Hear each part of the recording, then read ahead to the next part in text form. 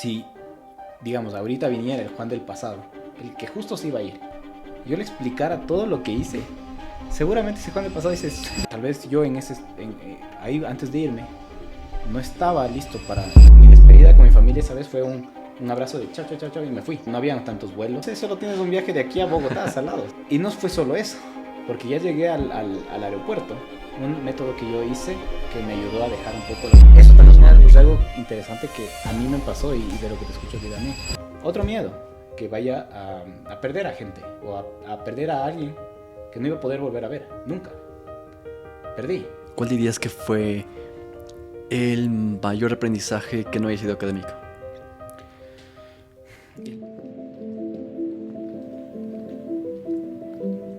Perfecto, comencemos. ¿Qué tal, Juanito? ¿Cómo estás? ¿Qué tal, Javi? ¿Todo bien tú? Todo bien, amigo. Sí, qué gusto volverte a ver y muchas gracias por invitarme. Sí, pues a los años, Juanito. Sí, qué bueno. Qué bestia. Chuta, ya me acordaba de esos viejos tiempos de la universidad, donde estábamos aquí, pero no, qué bacán volverte a ver. Qué bacán saber que te fue bien y qué chévere que me hayas invitado aquí. Sí, pues amigo, muchas gracias. Bueno, comencemos. Juanito, ¿cuál es el contexto tuyo que debo entender para saber quién eres la persona que eres actualmente? Chuta, el contexto es una buena pregunta, oye. Pero, a ver, verás, yo antes de irme a la maestría, siento que la persona que fui antes a la persona que soy ahora es totalmente diferente. Un poco antes, yo siento que era como un niño burbuja, en el sentido de que no me enfrentaba al mundo como debía, no es que tenía no me sentía capaz de hacer muchas cosas que ahora las hago, como el mismo hecho de sobrevivir solo. Entonces, en ese contexto, yo me acuerdo que salí de mi zona de confort buscando esta aventura que fue irme a estudiar en el exterior, más que nada en el Reino Unido, que también tuvo unos problemas, pero ni te cuento, porque también me fui en época de pandemia. O sea, como que cuando ya se estaba acabando la pandemia. Te fuiste en 2021. 2022 a 21, ya. Entonces, en base a todo eso, llegar a un sitio donde me tocó hacer cuarentena, donde me tocó sobrevivir por mi cuenta, no tenía mi familia, me tocó a mí cocinar, me tocó a mí lavar la ropa, algo que tal vez tú como ya viviendo solo aquí, ya lo habías vivido, pero yo no. Me tocó enfrentarme a mis miedos, me tocó enfrentarme a quién yo soy, me tocó aceptarme a mí quién yo soy. Me tocó a mí también darme cuenta de mis potencialidades, o sea, saber que tal vez antes yo me limitaba mucho. Y en base a eso, crecer poco a poco en todo lo que fue la aventura que viví en el extranjero. Y todo eso utilizarle para construir un poco quién yo soy ahora. Entonces ese es un poco el contexto de qué es lo que pasó, los pasitos que di y llegué. Chévere. Comencemos por ahí, por la parte del antes. ¿Qué es lo que te motivaba aquí? ¿Cómo te sentías cuando estabas aquí en Ecuador? Estudiando acá inicialmente y después ya trabajando. Bueno, a ver, primero yo estudié economía, estudiamos economía en la Católica. Desde chiquito yo quería estudiar economía. ¿Por qué? Porque tenía un primo que yo le admiraba bastante. Él estudió economía y me acuerdo que me hablaba mucho de economía. Entonces yo dije, yo quiero ser economista y futbolista. En el transcurso me di cuenta que tenía más capacidad en mi cabeza que en los pies. Entonces dije, como que dejé el fútbol de lado y me dediqué enteramente a lo que es la economía. Una vez terminado, algo que me gustó de la economía es toda su amplia gama de herramientas y de cosas que tú puedes aplicarlas y entenderlas en el mundo alrededor. Entonces, ponte, algo que a mí me motivaba, algo que a mí me gustaba era cómo estudiar la corrupción a través de la economía. Entonces, en base a eso yo hice mi tesis. Yo leí un montón de papers. Hubo un gran profesor que es Raúl Aldaz, que él fue el que me dio los papers para yo entender un poco de lo que es la corrupción. Y eso a mí me motivó bastante. Después de eso yo ya me gradué. O sea, bueno, estuve un rato en el Citibank, en una pasantía. Ahí un poco vi lo que es finanzas. Después me gradué y había una oportunidad de trabajo, en donde ahorita trabajo actualmente, como analista junior financiero. Me entré ahí y la verdad, fue uno de los retos más grandes que tuve, porque yo no sabía mucho de finanzas, es más, no sabía nada de finanzas. Yo no tomé nada de maestrías, de clases de finanzas en la Católica. Entonces yo llegué allá y creía que sabía bastante, pero no sabía nada. Entonces fue ese reto. Y luego, una vez que lo fui dominando poco a poco, ya me di cuenta que yo llegué a un límite. Entonces, ese límite ya no me permitía a mí alcanzar mis objetivos. ¿Y cómo iba a romper ese límite? Era estudiando una maestría adicional. Pero también tenía ese otro límite que acabo de decir, ese límite personal, que yo me sentía un niño burbuja. Entonces, romper esos dos límites fue como, me voy a ir a una maestría en el exterior. Pero no cualquier maestría, una maestría que a mí me saque el aire. O sea, yo quería reventarme y aprender. Entonces, esas motivaciones y también esas ganas de que yo veía que las finanzas no es, o sea, para mí, cuando yo empecé, era algo muy imposible de entender, era bien complicado. Te daban un estado financiero y no lees, o sea, dices como, ¿qué es esto? Es raro. Y te dicen como, ¿y qué le pasa a esta empresa? ¿Qué también le pasa? No sé, son números. Entonces, claro, ya vas aprendiendo. Entonces yo después de ver eso y decía como que chuta, pero esto que me parecía complicado, al parecer soy bueno y también como que se puede ayudar a la sociedad entendiendo eso y generando todo este tipo de cosas ¿cómo se dice? Asesoría, digamos, de empresas, que es lo que hago. Si tú generas esas asesorías y generas que esa empresa le vaya bien, esa empresa genera trabajo, esa empresa genera una dinámica económica. Entonces, en base a todo eso, yo dije, bueno, me voy a ir a estudiar. Y quería estudiar finanzas, pero me apasiona la economía. Entonces dije, no, mi corazón tiene que irse a algo que esté en las dos. Y encontré maestría en finanzas y economía, que adicionalmente tenía una clase que era ética, regulación y sostenibilidad. Entonces, como dije, también me apasionaba, bueno, me apasiona este hecho de ir contra la corrupción, o sea, luchar contra la corrupción. Y me parecía esto de ética que era como que me llamaba a mí. Me decía como que, ven, o sea, aquí está este plan es para ti. Y por eso fui. Claro. Mencionaste temas bastante interesantes. Y comencemos por la parte de corrupción. ¿Por qué crees que eso es algo que a ti te gustaba, que a ti te gusta? Porque yo siento que o sea, primero siento que la gente no sabe lo que es la corrupción. O sea, no entiende en su totalidad. Y el mismo hecho de que no entiende en su totalidad hace que no se pueda generar esta aceptación social de que es un problema y de cuán grave es el problema. Entonces, por ejemplo, por decir algo, yo me acuerdo que preguntaba como que, ¿qué es para ti la corrupción? O sea, si tú cierras los ojos y te digo corrupción, ¿qué se te viene a la mente? Mucha gente decía como que, una persona con un maletín de billetes que se está llevando, un ladrón que se está llevando la plata. Y yo decía, sí, pero ¿no se te viene también tráfico de drogas? ¿No se te viene tráfico de armas? ¿No se te viene daños al medio ambiente? ¿No se te viene el tráfico de personas?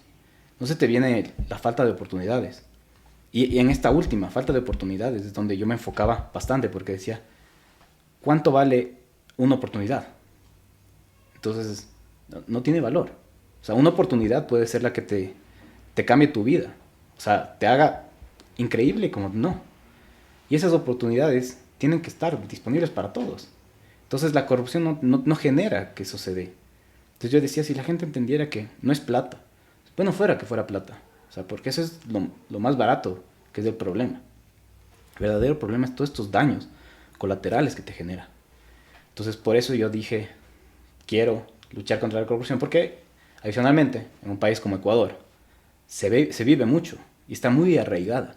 Y no se entiende que la corrupción es algo que es hereditario, o sea, ya se va heredando, pero no solamente con personas, sino en instituciones. Entonces tú ya ves y empiezas a criticar diferentes cosas, pero no te das cuenta que tal vez, digamos, criticas a una persona. Si quitas a esa persona y va otra persona, tal vez no haya cambio. ¿Por qué? Porque ya está ahí. O sea, el problema está ahí. Entonces, si tú no haces algo para acabar con el problema, y ese problema viene desde la sociedad, viene desde de la educación, o sea, un montón de cosas. Si tú no haces eso, no va a cambiar. Entonces, por eso es que yo me dediqué a lo de la corrupción. Un poco para generar esta concientización. Yo mismo también para entender el problema y darme cuenta cuán grave es.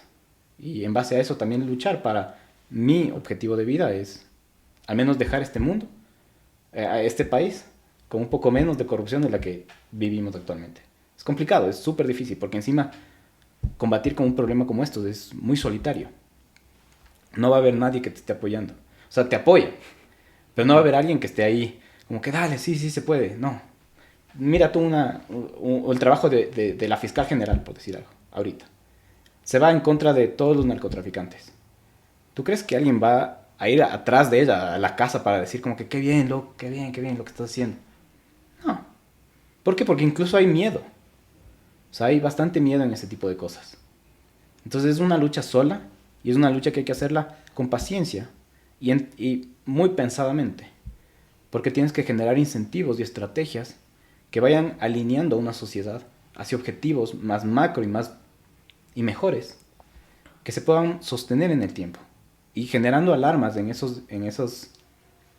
¿cómo se dice? En esas estructuras que tú estás creando para que salten las alarmas una vez que alguien intente hacer algo y que se evidencie y que haya un castigo ejemplar, o sea, un castigo que no hay impunidad, ese castigo que sí se lo sienta y que la mayoría de gente diga, no lo voy a hacer, o sea, no vale la pena. ¿Por qué? Porque hay algo más valioso que si es que yo lo hago me van a quitar eso valioso. Entonces eso es un poco lo que yo veía de la corrupción y por eso es que me motivó y me apasionó trabajar con eso. Claro, y la parte de impacto creo que también es importante, sobre todo porque hay una cierta diferencia entre, no sé, obviamente no son los mismos tipos de delitos, pero cuando estás, no sé, robando una casa, estás robando un vehículo, un tipo de delincuencia un poco más común, tiene un impacto, pero afectas a una persona. Cuando estás afectando a esos delitos tipo, no sé, corrupción, lavado de activos, narcotráfico, los impactos tienen una serie de encadenamientos que estás generando a partir de eso. Sí, totalmente. O sea, es un efecto dominó que nadie se pone a pensar qué es lo que pasará. O sea, porque no sabes en dónde va a terminar. Ahorita, digamos, un problema de lo que está pasando, dito en Esmeraldas, esta situación complicada que está pasando en Esmeraldas. No es un problema de hoy.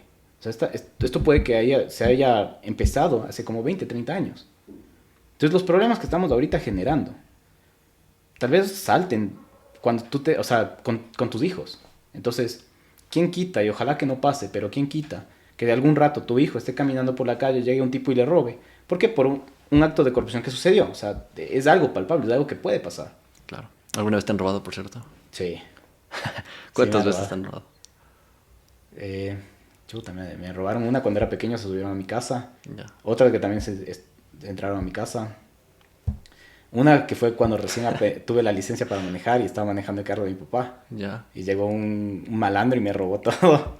Y esas fueron como que las más heavy. De ahí, la típica que te sacan el celular de la maleta, que te mueres días, pero ya.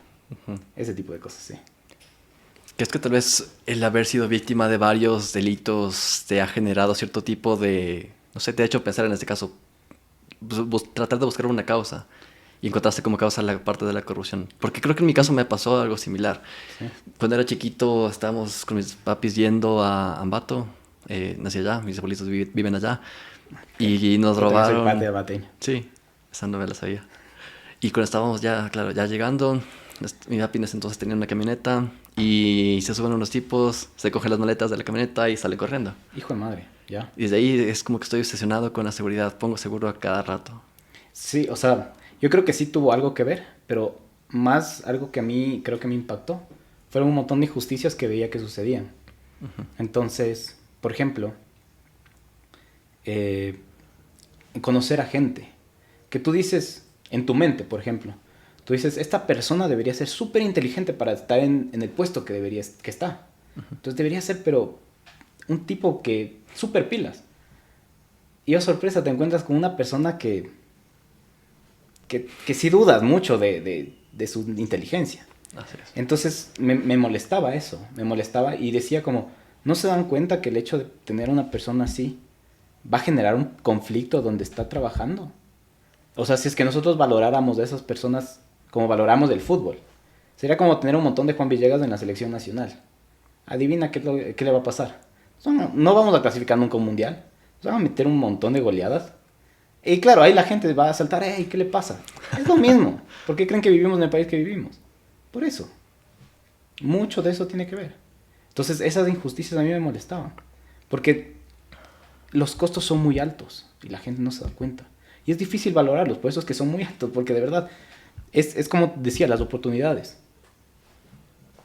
Un ministro de salud que no sepa lo que hace y digamos que sus decisiones sin querer, no por mencionar algo en específico, pero digamos que sus decisiones generan que se muera una persona. ¿Cuánto valora una vida? ¿Qué valor tiene esa vida? Es muy alto. Entonces la corrupción tiene costes muy altos. Que por la corrupción no haya buena educación. ¿Qué futuro les esperan a esos niños? Es un costo súper alto para la sociedad. Que esos niños tal vez, que por mala suerte llegan a ser delincuentes y generan una matanza, por decir algo. Ojalá que no, pero digamos. ¿Qué costo? ¿Me explico? Entonces, a mí esas injusticias, ese hecho de pensar como que es muy caro, ese hecho de pensar de que hay tal vez una bolita que se está haciendo más grande y más grande y es un problema cada vez más grande, más grande, más grande y que a nadie parece importarle. Pero claro, un poco explota en algunos lados y a la gente le importa. Pero claro, explota esa bolita y explota otra la mañana siguiente y se olvidan de esta bolita. Y ahora se enfocan en esta y la siguiente mañana se enfocan en esta de acá y luego en esta de acá y en esta de acá. Y nunca llega a solucionarse nada. Solo esa explosión genera que se haga más grande. Entonces esas injusticias creo que fueron las que a mí me hicieron irme en contra de lo que es la corrupción. Y una vez que vi este tema de cómo la corrupción impacta al crecimiento económico, fue como ese link que tuve economía, corrupción. Y ahí me puse a ver. Es un vínculo bastante... que está presente, tristemente está presente en nuestro país y la sociedad.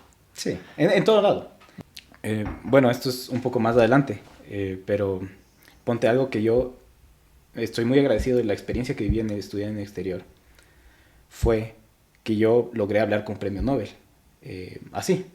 Es Michael Spence, que era de la teoría de señalización.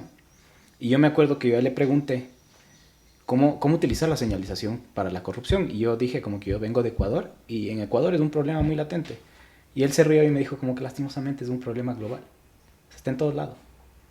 Y te mentiría si te digo una solución, porque son distintas sociedades, distintas formas. Entonces, incluso las mismas leyes.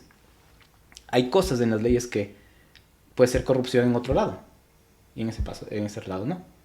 Entonces, es más bien como que ese hecho de seguir pensando creativamente como tú, generar estas señales para acabar un problema. Eres un poco optimista en ese lado. ¿Crees que en algún momento de nuestro país podamos terminar con la corrupción? Con ese tipo de corrupción, con ese tipo de percepción de corrupción. Espero que sí, pero es complejo. Porque es complejo tú... A veces yo una vez leía un paper que decía como que este hecho de hacer cosas legales es a veces un lujo. Porque cuando tienes necesidad, no te pones a pensar en la legalidad.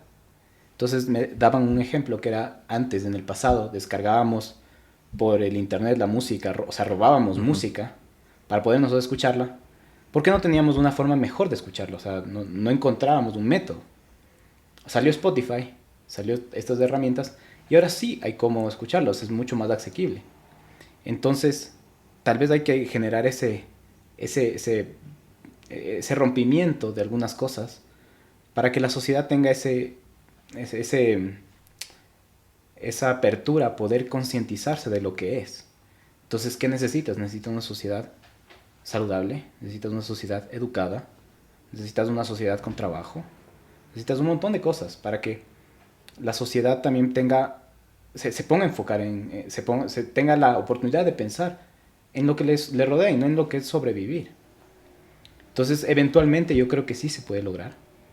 O sea, me mantengo pensando en estas utopías, esperando alcanzarlas. Pero es complejo y para eso necesitas ir construyendo día a día cosas para que se pueda lograr. Para que se pueda lograr eso me parece una frase importante para resaltar.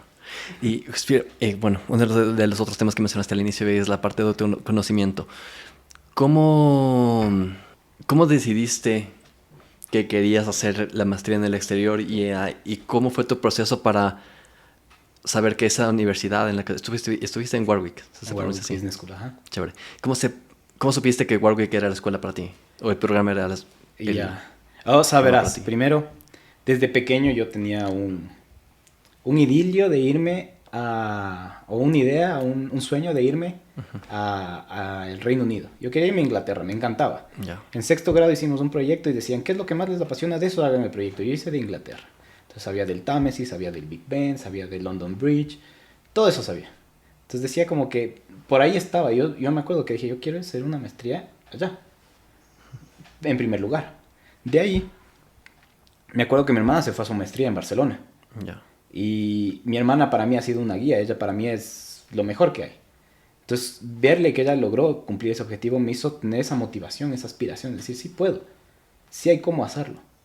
Entonces, después de eso, y luego también diciéndome a mí también, como, porque es un proceso muy, muy cargoso, es un proceso de verdad que pasar por ese proceso es complejo. Entonces, pasar por ese proceso, primero ver las universidades, hacer ¿cómo se llamaba? El TOEFL, hacer el GRE, prepararte para cada uno, o sea, todo ese proceso.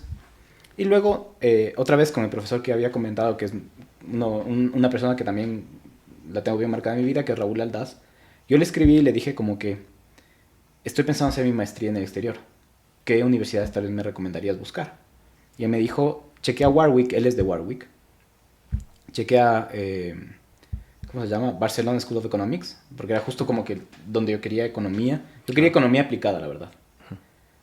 Y luego había un compañero de aquí, de la universidad, David Arellano, había estudiado en Warwick. Entonces me dijo, ¿cómo que habla con él? A ver qué te dice.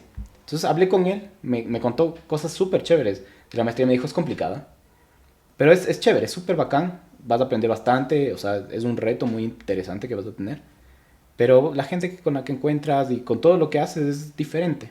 Entonces dije como que, bueno, por aquí me están llamando las cosas. Después de eso me metí a la página web y vi como que, a ver, qué maestría es la que más me gusta. Entonces vi una de economía, vi una de behavioral economics. Entonces dije como que, chuta, por ahí parece que me está gustando. Y luego encontré esta de finanzas y economía, que es lo que te dije. Que vi las clases y te daba una apertura para escoger algunas clases en el segundo trimestre, ¿sí? Ya. Ajá. Entonces yo dije como que esta me está llamando y tenía esto de ética y me acuerdo que cuando yo hice no me acuerdo, te hacen hacer como un ensayo para mandar a la universidad y ver si es que ellos aceptan que tú estudies ahí. Me acuerdo que una de las partes en las que yo me enfoqué es de esta parte de ética. ¿Por qué? Porque se linkeaba mucho con lo que es la corrupción. Entonces ahí fue donde yo hice el link. Y un poco también mi experiencia en finanzas, mi experiencia académica en economía, mi experiencia laboral en finanzas, era justo el match que yo buscaba. Entonces ahí fue como que yo dije, es ahí. Entonces yo me acuerdo que apliqué a esa y a Barcelona School of Economics. Y cuando me salió Warwick dije, ahí va. Me daba mucho miedo, la verdad, porque no sabía si es que iba a estar a la altura de eso. Pero lo logré. Entonces esa creo que fue a donde fui. Y otra cosa medio interesante, que yo a veces como que me guío por estas cositas chiquitas, como que esos detallitos que te dicen como que tal vez ahí es donde tienes que irte. A mí me encantan los elefantes, me encantan, Ya. es mi animal favorito. Oh, sorpresa, el símbolo de Warwick, la bandera de Warwick tiene un elefante. La ciudad donde estaba, Coventry, y Leamington Spa, que es cerca, era un sitio donde habían elefantes, en el Reino Unido. Y tú dices como que, ¿qué? Había. Entonces yo dije como que estaba predestinado que yo llegue acá. Y por último, como que sí, yo soy religioso a mi manera. Y me acuerdo que al inicio, como que para tú entrar te dan una clave. Mi clave era FE, o sea, fe, y un número. Entonces yo dije como que, ve, aquí está. Y luego me enteré que era de finanzas y economía. Y dije, nah. Pero bueno, es como que ya le voy haciendo como que por ahí va, ¿me cachas? Claro. Entonces, esa fue las razones por las cuales yo me fui. Dos preguntas. Primero, muchas personas suelen pensar, no sé, están más familiarizadas, por así decirlo, con Estados Unidos. Uh-huh. En tu caso, con el Reino Unido, ¿por qué? Bueno, la verdad es que yo ya vivía en Estados Unidos 1 año y medio. Ujú. Entonces yo ya tuve una experiencia de lo que es vivir allá. Estuve en Washington, D.C., porque mi papá era agregado de defensa, entonces yo ya viví lo que es Estados Unidos. Y sentía que, o sea, primero tenía esta pasión por irme al Reino Unido, a Inglaterra, eh, y quería ver algo diferente. Y yo me acuerdo que le estudiamos a John Maynard Keynes, entonces yo me acuerdo que Juan, yo decía, Juan Keynes era yo básicamente, entonces era como que, por ahí decía como que no, y este man era inglés, entonces allá es donde me tengo que ir. O sea, un poco creo que es eh, estas motivaciones que al menos me generaron a mí, vinieron un poco por la literatura, por lo que yo leía, vinieron un poco también por experiencia de las personas con las que me rodeé. Seguramente, si tal vez mi profesor, el que me guió, me decía, no vayas allá, sino anda a esta universidad de Estados Unidos, y capaz me convencía y me iba. Pero también creo que son unas cosas del destino que te van empujando, empujando, empujando. Y cuando tuve las opciones, no voy a mentir, o sea, sí te quedas con esa incertidumbre, porque a la final aparece miedo cuando hay incertidumbre. Y esa incertidumbre de saber qué es lo que va a pasar de tu vida si tomas una decisión o otra. Entonces era o irme a España o irme al Reino Unido. Y mucha gente me impulsaba para irme al Reino Unido. Y terminé yéndome allá. Entonces creo que por ahí fue. Chévere, perfecto. Y la segunda pregunta, bueno, la segunda parte de la pregunta, ¿qué es economía aplicada? La economía aplicada es... Lo que pasa es que la economía hay muchas cosas teóricas, ¿no es cierto? Entonces yo creo que... esto te lo digo más que nada por un poco lo que yo revisé cuando buscaba estudiar economía aplicada, que no terminé estudiando. Pero es un poco entrarle un poco más a lo que es la sociedad, o sea, ya encontrar cosas más prácticas de la economía y irle estudiando por ese lado. Pienso yo que es así.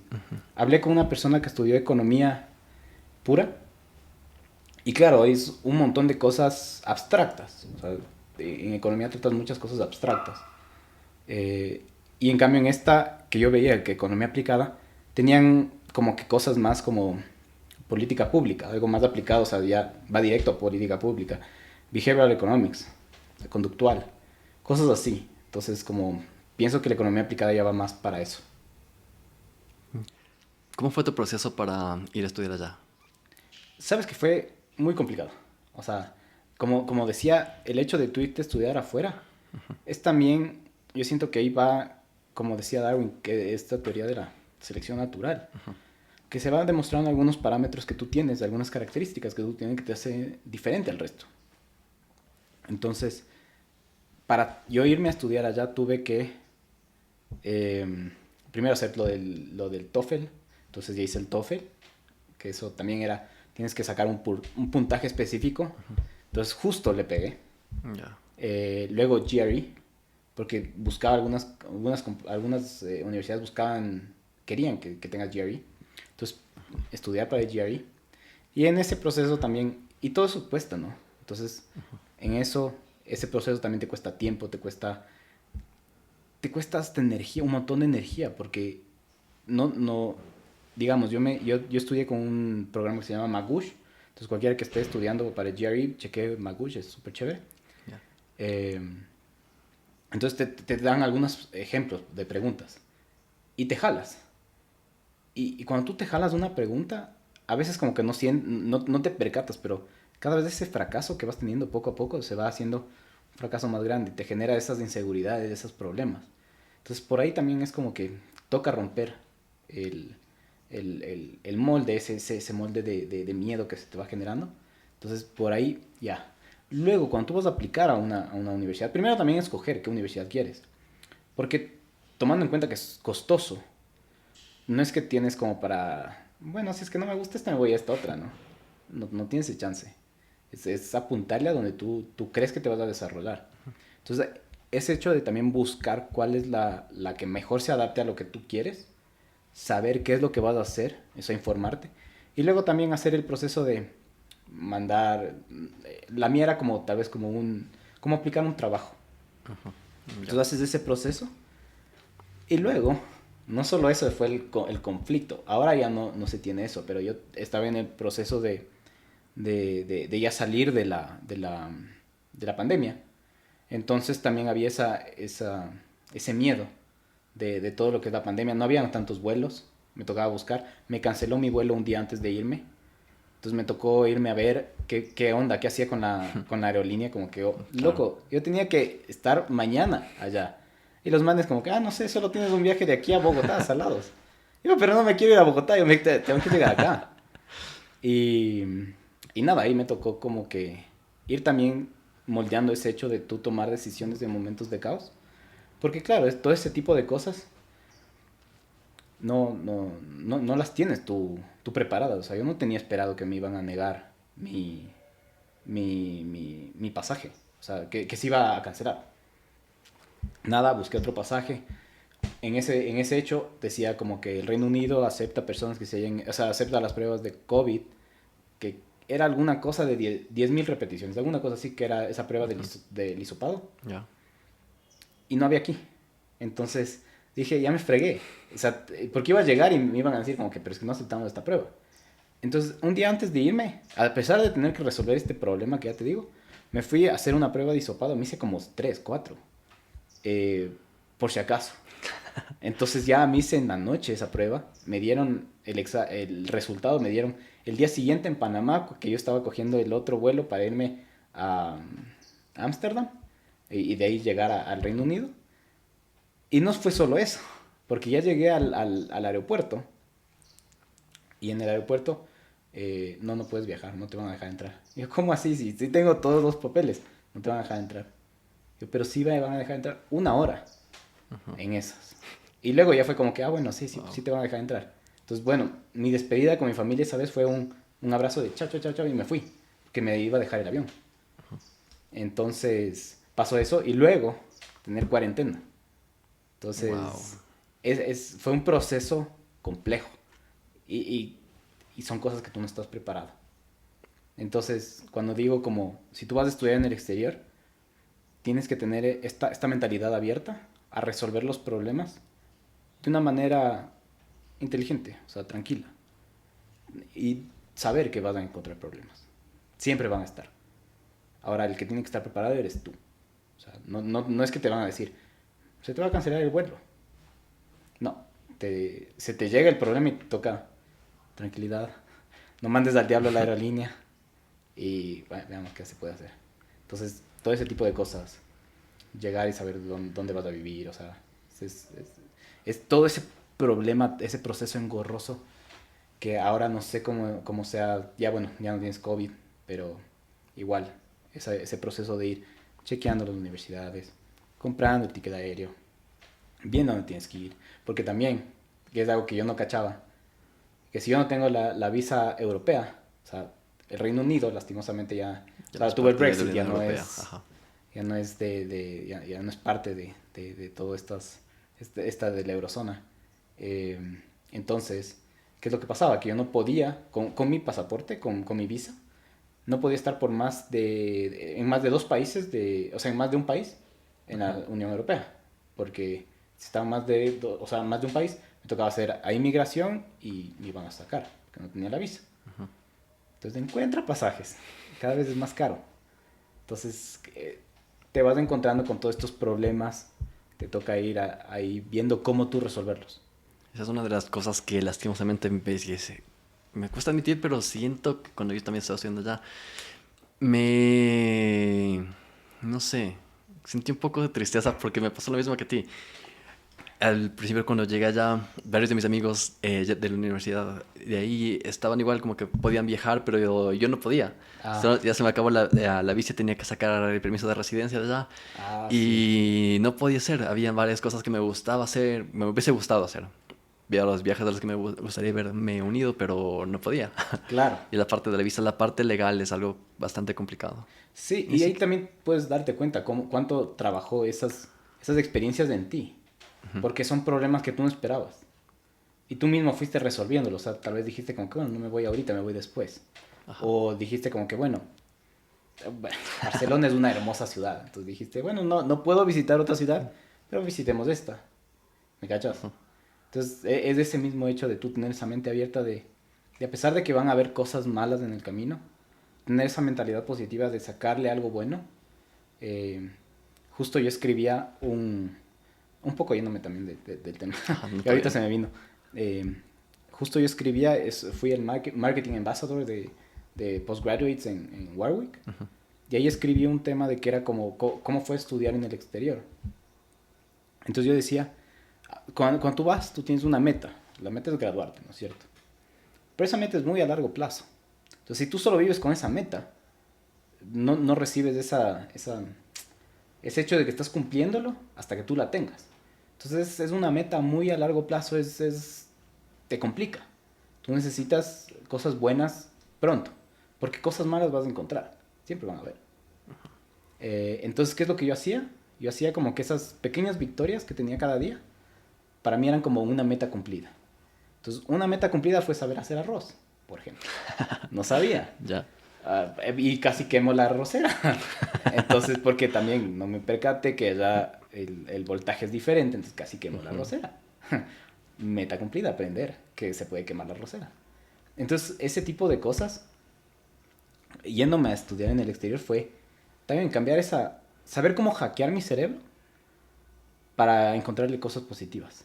Entonces, pasaba algo malo y no, hagamos algo positivo. Que es un método que yo hice que me ayudó a dejar un poco la Coca-Cola. Yo era adicto a la Coca-Cola. Bueno, primero es que yo tenía que irme a hacer compras como a 20 minutos caminando, 20 minutos caminando. Entonces era pesadísimo. Entonces cárgate una Coca-Cola ahí, es fregado. Pero, ¿qué es lo que yo hacía? ¿Pero lo hiciste alguna vez o no? No, porque no, decía como que movimiento eficiente de energía no vale. ¿Y qué es lo que yo hice? Me compraba una Coca-Cola y decía, esta me la voy a tomar en los días malos. Va a ser como un premio para mí, en un día malo, para acordarme de que, no, dale, sí se puede. Es como esa energía, es como te meten en la cabeza Coca-Cola, que esa es la alegría de tomarte. Yo me creía eso. Entonces, en un día malo yo me voy a tomar la Coca-Cola. Y también hackeándole a mi cerebro era como que, no fue un día tan malo. Y también es ese hecho de, para ti que es un día malo. O sea, estaba viviendo mi sueño de chiquito. Estaba dando todo. Tenía gente aquí que me apoyaba. ¿Cómo puede ser un día malo? ¿Me cachas? O sea, no me puedo rendir. Entonces también por ese mismo hecho no tomaba la cola. Porque decía como que no es tan mal. Mi papá fue militar. O sea, lo que se enfrentó en el ejército, esos pueden ser días malos. Esas cosas estresantes. Yo estoy estudiando, yo estoy cumpliendo un sueño. Que yo mismo pagué. O sea, yo mismo me puse la tortura. ¿Cómo me puedo estar quejando? Entonces decía como, dale. Entonces me ponía este tipo de cosas, estas pequeñas metas, estos pequeños juegos en mi cabeza para salir adelante cada día. ¿Pero alguna vez llegó algún día en el que te tomaste la Coca-Cola? Sí, algunos. Ajá. Bueno, un poco, algo un poco también que va con la primera pregunta de quién ahora soy yo. Eh, yo me acuerdo que me fui a la maestría con muchos miedos, con algunos miedos muy grandes. Entonces, por ejemplo, un miedo era que me dé COVID, porque no iba a tener a nadie. O sea, me daba COVID allá y estaba solito. Y me dio. Entonces, un miedo, check, porque sobreviví. Otro miedo, que vaya a perder a gente o a perder a alguien que no iba a poder volver a ver, nunca. Perdí a mis dos abuelos y a mis dos mascotas. Entonces, esos días me tomé la cola, con gusto. Ahí fueron momentos, pero que también vas aprendiendo y vas aprendiendo a lidiar con esos malos días. Porque ya le categorizas como mal día. Entonces, ok, ¿qué voy a hacer con este mal día? O sea, sigo vivo. Eso es check. Eso es positivo. Entonces, ¿qué voy a hacer ahora?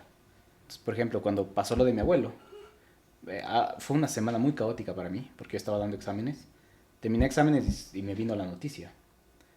Entonces, ¿qué iba a hacer? Y dije, como que mi abuelo hubiera querido que yo haga algo aquí, que experimente algo. Entonces me fui a una ciudad cercana a conocer. Entonces fue como que va por ti, abuelo. Le pasó a mi abuela, pasó con mi abuela. También, ella falleció, entonces, ¿qué voy a hacer? Nada, creo que tenía que entregar un proyecto. Y dije, no, este va por ti, entonces vamos a meterle ganas. ¿Por qué? Porque a la final también te pones a pensar y dices como que yo pude despedirme de ellos, ¿ya? Yo sí tuve una linda despedida. O sea, el día en que yo me iba, era un adiós que no sabía para cuánto tiempo iba a ser.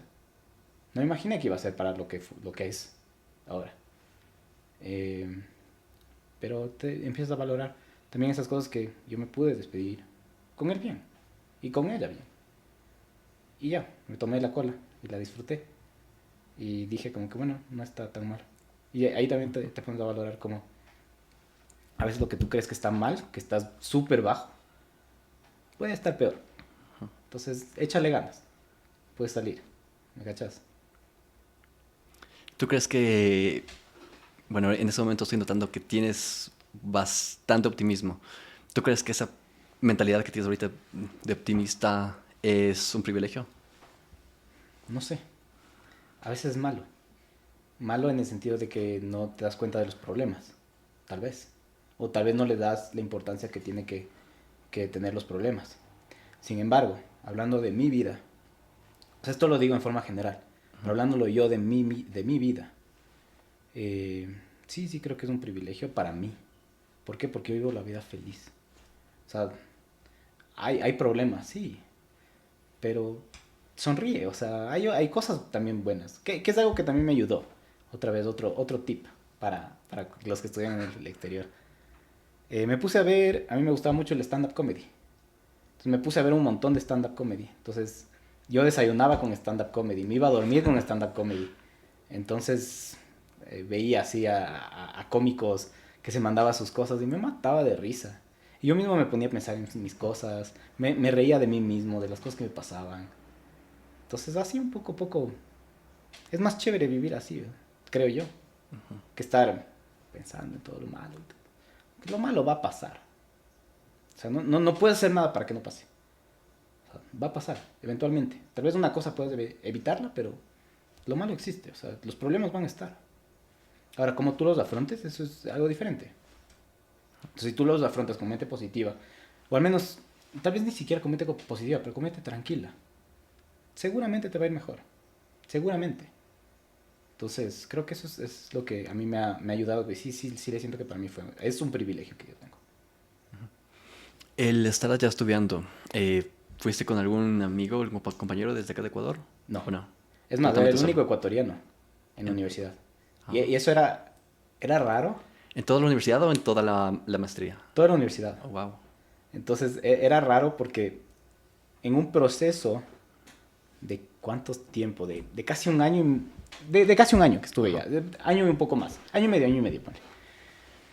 En un año y medio yo estuve con como 4 o 5 ecuatorianos que conocí. Dos conocí en Manchester, súper buenas gentes, eh, porque así somos los ecuatorianos. Le fui a visitar un amigo, o un ecuatoriano más. Ah, y justo estaba haciendo de esos free walking tours. Ya. Y una pareja, yo decía como que sí, yo soy de Ecuador, papá, papá. Y una pareja, ay, nosotros somos de Ecuador, ¿de qué parte? De Quito, papá, papá. Y nos pusimos a conversar, súper Ujú. chévere. Entonces, eso fue mi contacto ecuatoriano durante un año y medio. Y después cuando me regresaba acá en diciembre, porque vine aquí un tiempo, eh, llegué a la zona donde era de embarque de Ecuador y fue como que, wow, todos son ecuatorianos, me siento bien. Porque claro, ya Ujú. escuchas cómo hablan, les ves cómo son, Sí. cómo se visten, cómo actúan, que llegue el avión y aplauden. Qué lindo que es mi país. Entonces dices como que qué bacán.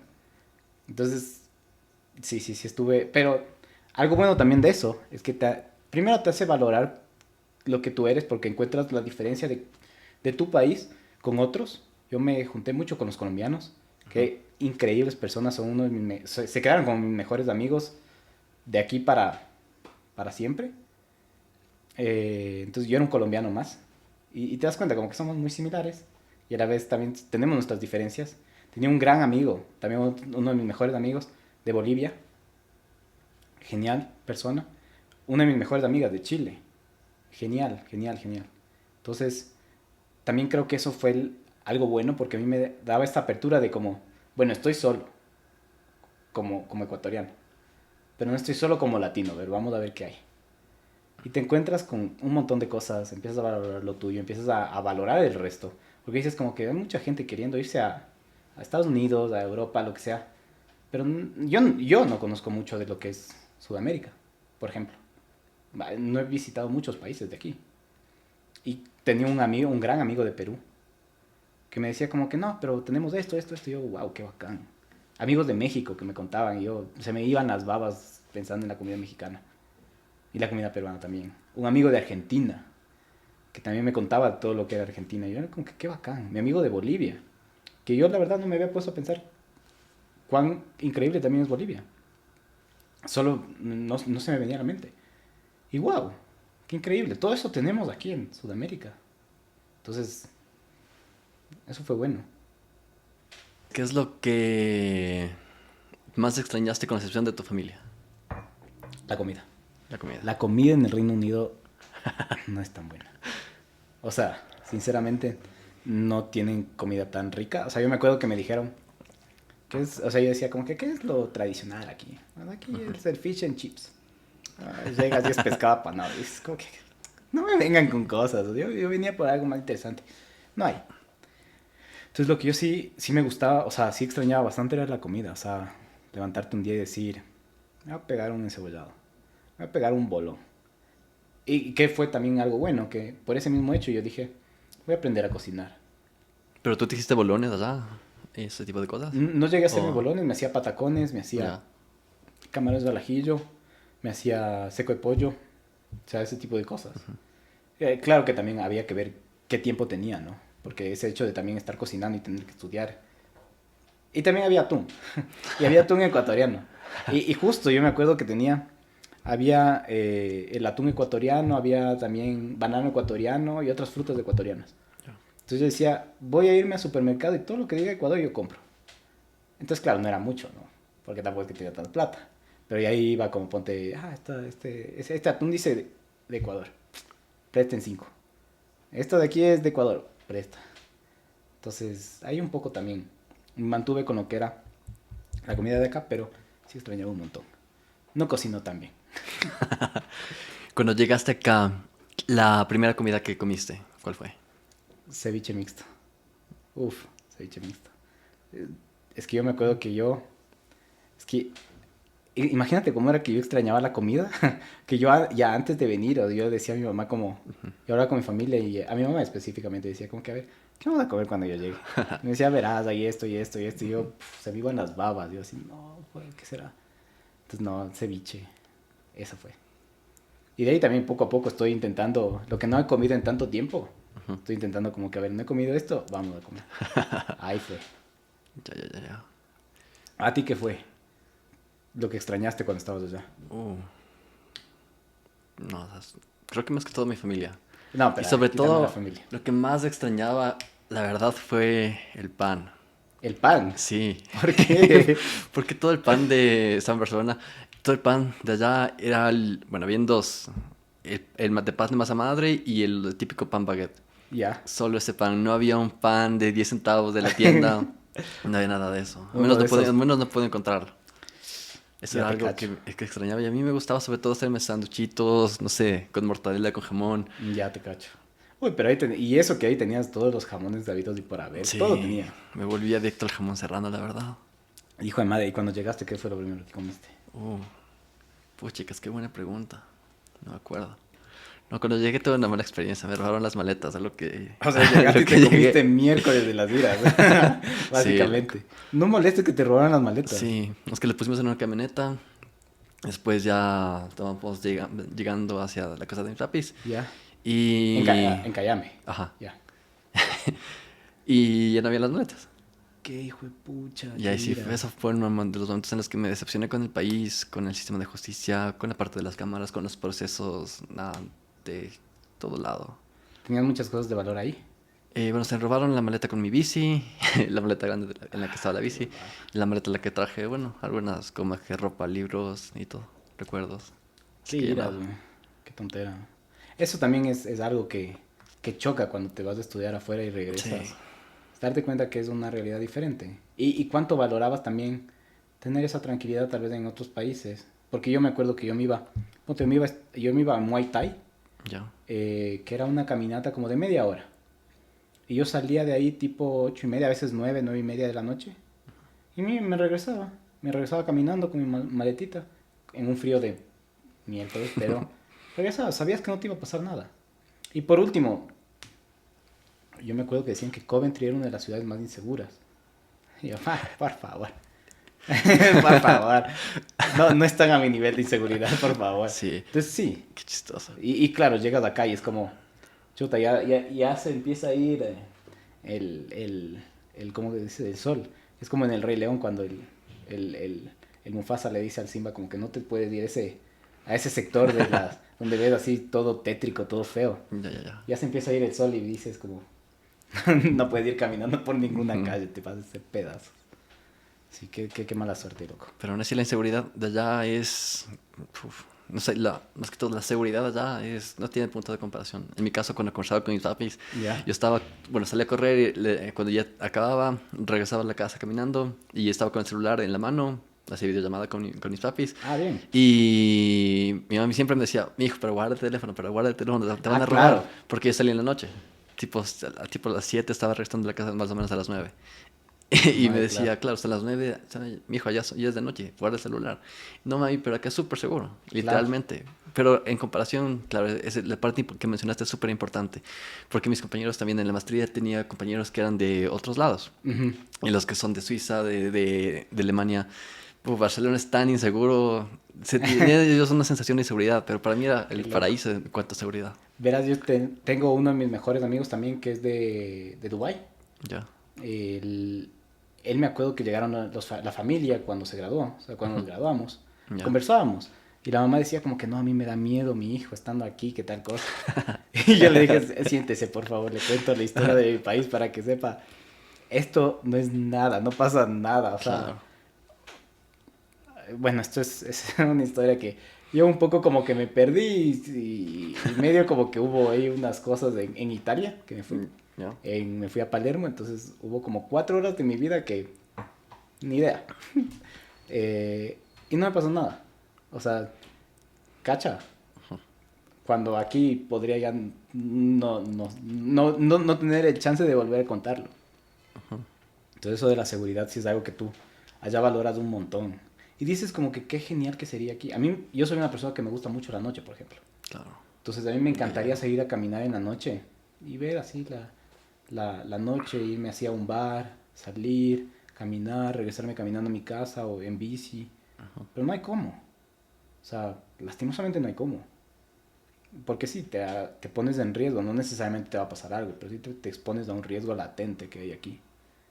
Entonces, sí también es de ese choque. Y creo que también por eso es justo antes de empezar el podcast lo que hablábamos, de querer eso cambiar. O sea, yo viví esta experiencia, me encantaría que mucha gente la viviera aquí.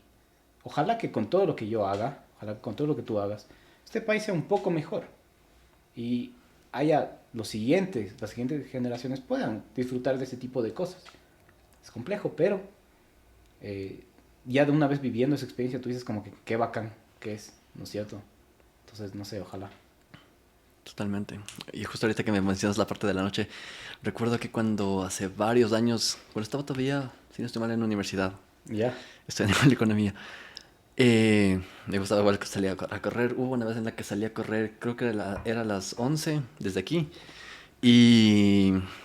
11 de la noche salías a correr. Sí. Bueno, eso hice Rayado. ese chistecito hice solamente una vez. Ya. Salí de aquí hasta el... ¿Cómo se llama?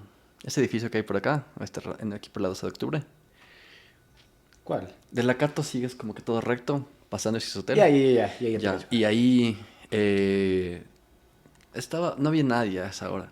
Había un chico, una chica, yo salí a correr, estaba abrigado y las personas pensaron que yo era un ladrón, te juro. Ah, qué loco. Y eran una de esas cosas en las que hay alguien corriendo en la noche, es ladrón. Sí. Pero en otros lados no pasa O sea, eso. también incluso es el racismo, porque también si tiene una raza específica Claro. dices, no, es ladrón. Y también ponte, no es por nada, pero este look que me copiaste, yo me acuerdo que la primera vez que me rapé, iba caminando en la calle, normal, con con un saco ahí, con el hoodie, un poco me quité, y una señora me vio así, y fue como que se cruzó al frente. ¿Tú te rapaste aquí en Ecuador o allá? Aquí. Ah, ya. Es que yo aquí ya empecé a aprender yo a raparme. O sea, No es tan fácil como creen. Porque si es que no sabes, te quedas como vaca, así, con unos huecos, ¿no? Entonces tienes que cachar, yo le hacía con dos espejos, así viéndome así, para quedar bien. Eh, entonces como que yo me hice eso y me acuerdo que la señora me vio y fue como que, ¿qué onda? Y se cruzó al otro lado. Entonces sí, también hay ese miedo de la sociedad, que es feo vivir en miedo, ¿me cachas? Porque, como tú dices, o sea, imagínate que tú eras el chico que dijiste que estaba ahí con una chica. Imagínate que tú eras el chico y digamos que algo te pasó. No le puedo pedir ayuda al que está corriendo, porque seguramente te roba. Pero qué bacán sería de saber como que no, sé seguro. Entonces esta persona seguramente es una persona de bien que me viene a ayudar. ¿Me cachas? No sé. Eso descubrí un truco que es, hay unas cámaras que son carísimas, creo que son Blackmagic, Ya. que tienen el sistema operativo te lo dan gratis. O sea, ¿En yo me lo serio? descargué para editar videos. Bien. Pero las cámaras cuestan de 10.000 para arriba. Y esas sí te permiten O sea, como para grabar comprarte de una largo. 5. Ajá. ¿Cómo? Como para comprarte una 5. Chuta, todavía no me alcanza para eso. Full. No, sí, eso de la tecnología es densote. Cómo va avanzando. Y cuán caro. Dicen que a veces como... Mejor dicho, no es que dicen, como que la evolución tecnológica normalmente la pagan las personas que más tienen, porque es muy costoso al inicio. Pero eventualmente se va socializando mientras más ingresos tengan y más desarrollo se genera. Claro. Ojalá que eso pase con las demás. Hablando de tecnología, cuando estuviste allá en el Reino Unido, ¿qué notaste? La principal diferencia, a mí personalmente, fue el transporte en Barcelona. Allá. En tecnología, Ajá, o sea, no sé, como que tecnología en el día a día. ya. O sea, primero, lo primero que me impactó, que se me vino a la cabeza, no es en tecnología, pero es el hecho de que ellos van en sentido contrario. O sea, me sorprendía mucho cómo era la tecnología donde yo estaba estudiando. O sea, todo se conectaba. Tú llegabas con tu iPad, ya tienes las clases. O sea, de una tenías las clases. O sea, era un sistema como que muy amigable. El mismo hecho de que el sistema de transporte, me imagino que en Barcelona debe haber sido mucho mejor que donde yo estaba. Pero el hecho de que tú tener una tarjetita que te valga en todo lado, llegas y te bajas y te vas y haces todo lo que te da la gana y tienes el mismo pasaje de bus y tal. Entonces creo que esos también, esos sistemas tecnológicos que permiten que todo eso funcione, es genial. Súper, súper chévere. Claro, en Barcelona fue súper, me pareció increíble poder con una tarjeta, claro, como dices, tener acceso a buses, trenes, el metro. Sí, Y por qué bestia, o sea, fue súper barato. Cuando ya me regresé estaba costando solamente 20 euros al mes y podías tener viajes ilimitados. ¿te imaginas? Y además, cuán amigable era para ti. Incluso te llamaba como turista, asumamos Claro, que si fueras turista. Dices como que qué bacán, quiero volver acá. Porque te subes con una tarjeta y te haces lo que sea. No tienes que estar a cada rato como que buscando los sueltos y tal. No. tener vuelto exacto, que si tienes un billete no te aceptan. Ajá, y luego que te den las monedas y estar que huevada, y ahí guardando las monedas. Vas caminando y suena chuc, chuc, chuc, chuc, una cagada. ¿No? Sí, Pero sí, eso creo que es algo que más que impactó, como que me gustó bastante que tenía. Recién abrieron algo que me impactó, no sé si es que esto también cabe en lo que es tecnología, pero me sorprendió mucho que ya se estén dando como que equipos de e-games. ya, En mi universidad tenían su equipo de e-games pues ya. y era vacancísimo porque, claro, ellos entrenaban, pero cuando ya no entrenaban, te dejaban el play libre. Entonces tú llegabas ahí a jugar, llegabas ahí a tontear, que era como que también parecía como que qué interesante, o sea, el mismo hecho de que tú juegues un videojuego te desestresa, te alivia un chance. Entonces tener esa opción, este otro edificio que te digo que recién crearon, primero que se veía hermoso y segundo que era como que tú estabas estudiando, llegaba una hora y sonaba, crack, crack, y tú, ¿qué onda? ¿Qué pasa? Estaba bajando las persianas para que no afecte cuando el sol estaba justo en ese lado, porque no afecte lo que estaban estudiando ahí. Ya. Y a veces como que sonaba como que que se están pegando porque estaba un viento de miércoles. Y luego sonaba un chum, y se cerraban las ventanas solitas. Entonces es como que, ¿qué onda, weón? Ya decías como que qué loco, esto de aquí me parece una bestialidad. Entonces eso me pareció chévere. Aparte de la tecnología, cambiando un poco de tema, es la parte del clima. Hijo madre. ¿Cómo fue tu experiencia allá? O sea, No, no fue tan difícil. A ver, primero, Quito es una ciudad complicada en clima. O sea, de verdad vivir en Quito es complicado. ¿Por qué? Porque tú ves afuera, dices, ve, hace sol. Pisas a la calle y ve, ya está lloviendo. Entonces, es complicado. Y además como que yo decía, el frío de allá es fuerte. Cuando vine acá y estaban esos fríos de inicio de año, dije, no, aquí también ha sido frío. Entonces, un poco allá, pero sí tuve un poco de problema en el sentido de que, primero, los meses de otoño y... ¿Cuál es el otro? Invierno, No, primavera, primavera. Esos meses son bien parecidos ya a Quito. cambia. O sea, donde yo estaba no hacía ni mucho calor ni mucho frío. Era como Quito. En invierno se hacía un frío que picaba, o sea, dolía. Me acuerdo que una amiga me dijo, no, el frío, o sea, este frío es como esos que te daña la piel, o sea, te coge y parece que te metieran agujas, pica. Entonces, por ese lado como que sí sentí, pero yo ya había vivido en Estados Unidos, entonces un poco el invierno que vivía allá cuando estuve allá fue mucho más fuerte, entonces fue manejable. Con decirte que me acuerdo que estábamos con mis amigos latinos, entonces fue como que, oigan, ¿quién se apunta a un fútbol? Y yo veo, va a haber tormenta de nieve, pero es fútbol, pero es tormenta de nieve, pero es fútbol. Ah, me fui al fútbol. Entonces jugué en tormenta de nieve, que no hubo la gran cosa. Ahora, el Reino Unido está muy equipado para el frío. Entonces, como que tienes todo térmico, todos los edificios como que tienen ventanas de este grueso para que mantengan el calor. Ahora, cuando es verano, eso es un horno.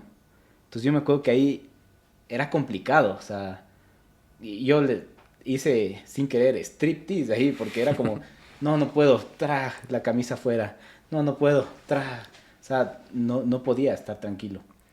Y era eso que te sofocaba. O sea, afuera era más chévere que donde tú estabas. Porque te sofocaba, era un horno, eso mantenía el calor horrible. Y un día dejé abierta la ventana todo el día. Y justo estando ahí, un amigo me dijo como que, oye, yo no dejaría porque los moscos se entran. Y dije, no pasa nada, no pasa nada. Yo regreso todo bien. Estaba así trabajando, estaba leyendo. Y alzo a ver, y era una cosa de moscos, pero gigante en mi cuarto. Y yo ya me iba a dormir y veo eso y fue como que qué loco. Nada, ahí fue el genocidio de los moscos porque no iba a dormir con tantos moscos. Ujú. Entonces, como que acostumbrarme a eso y desde ahí ya cerrada la ventana. Entonces, eso acostumbrarme fue complejo. Y también, no sé si tanto del clima, pero no sé si te pasó a ti, que el hecho de cómo sale el sol, o sea, hasta la Ah, hora que sale claro, el claro, sol, claro, claro, y hay claro. veces que amanece también. Ahí una vez amanecí a las 4 de la mañana, una vez me fui a farrear, salí de la farra y estaba como de mañana. Y yo dije como que, ¿qué onda? No fue tanto. Y luego no, eran como las 4 de la mañana, estaba amaneciendo a las 4 de la mañana. Y se iba a anochecer a las 11 11:30, 12. Entonces eso también como que te impacta y un poco te afecta cómo estás tú canalizado a organizar tus horarios. ¿A ti te pasó lo Exactamente. mismo? La parte del clima sí, la parte de la fiesta creo que no. En mi caso, bueno, en Barcelona es una ciudad un poco particular. Las fiestas, las discotecas se abren a las 12 Mm, y cierran a creo que son 6 o 7. Nunca me quedé hasta tan tarde. Pero en este caso, claro, yo salí a correr en la mañana también. O sea, lo que salí a correr, las personas estaban saliendo de las discotecas. ah, qué Y loco. recién estaba saliendo el sol. Así que esa era la parte, no sé, que me parecía súper, súper raro. Ah, claro. Pero al mismo tiempo me parecía algo interesante. Así es chévere, esa es otra realidad. Ujú. Y no te cogió mucho el calor, digamos. Uf, en Barcelona hace un calor. No, personalmente a mí me gusta más vivir en la sierra. En Ajá. la costa me muero de calor. Y estar allá viviendo, estudiando, fue todo con una temperatura en verano de 30 grados, fue Hijo de horrible. madre. Sí, fue bastante Complicado. complicado. ¿Y el invierno?